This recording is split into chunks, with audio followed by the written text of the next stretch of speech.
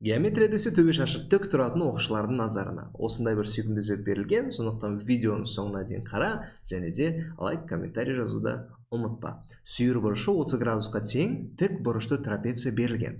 Трапецияға іштей шеңбер сызылған және оның радиусы 12 сантиметрге тең. Периметрін табыңыз дейді.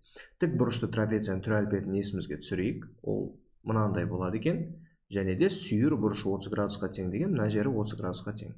Іштей шеңбер сызып қояйық енді. Шамалы қолым қисықтау, ай бітпейістер, x мынау y мынау a және мынау b болатын болса, есімізге түсіреміз. Іштей шеңбер сызалсақ трапецияға, демек қарама қарсы қабырғалары қосындылары тең болады екен. X қосылған y тең болады екен a қосылған b-ға. Осы жерден есімізге түсіреміз, центрінен любой нүктесіне дейінгі қашықтық ол бізде радиус болады. Мынау да бізде радиус болады. Демек, екі радиусымыз тең болады екен h-қа, биіктікке. Немесе ол еще тең болады екен бізде a-ға. A дегеніміз мінекей.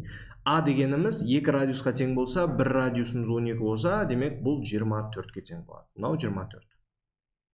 Еще бұл h. Мына биіктікті мына жерден де түсірсек болады. Бұл бізде 24 болады екен. Және де бізде мынандай тік бұрышты үшбұрыш пайда болды. Осы жақтан теореманы еске түсіреміз. 30 градусқа қарсы жатқан катет гипотенузаның жартысы. Демек гипотенузасы b ғой, ол 2 есе үлкен, чем ана катет. Онда 48 болады екен. Осы жерден давайте периметрін табамыз. Периметрі ол барлық қабырғаларының қосындысы. A қосылған b.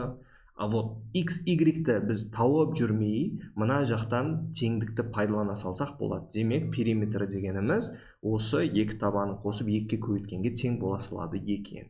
Екі табаны немесе екі бүйір қабырғаларын деп айтсақ та болады.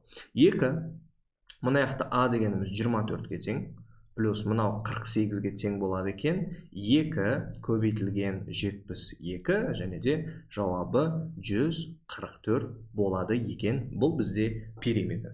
Осындай есептердің шығарылуын және де тегін материалды алғыларыңыз келсе, міндетті түрде біздің телеграм каналымызға жазылып қойыңыздар. Good job.